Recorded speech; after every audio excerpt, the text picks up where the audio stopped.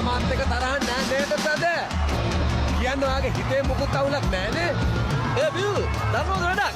අද ෂෝ එක ඉවරනට පස්සේ ඔයා එළියේ. මොකක්? මේක තමයි rock and roll.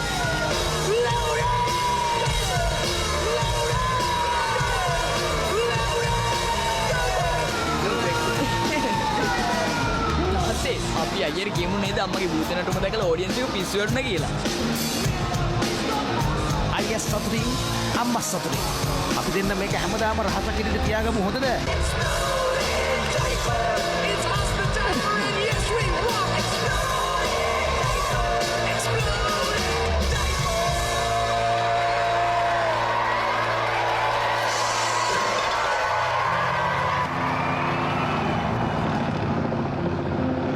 මට ඊයර ඔයා අම්මට කියලා ප්ලේ කරන්න chance එකක් දුන්න එක ගොඩාක් ලොකු දෙයක්. ඒක හරි. දන්නවද ඒතුවා මට නෑ. ඔව්. මෙන්න.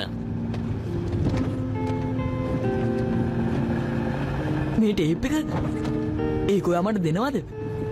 මේකයි. ඕක ලොකු දෙයක් කරගන්න එපා. එහෙම නැත්තම් මම නෙට් එකට දානවනේ. හරි.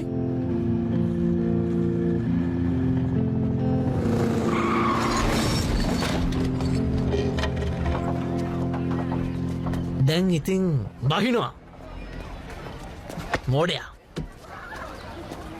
හරි බහින්න. හැබැයි බය නෙවෙයි.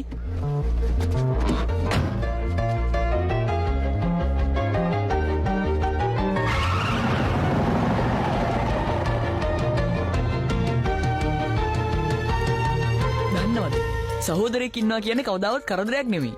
අපි හැමතිස්සෙම එකට ඉන්නේ නැති වුණාට මන් දන්නවා එයා මං වෙනුවෙන් ඉන්නවා කියලා. ඒ මගේ අතින් කැම වගේක් කළන සෝෆා එකේ. ඒකට මං ඔයා වැල්ලුවා. කමක් නෑනේ.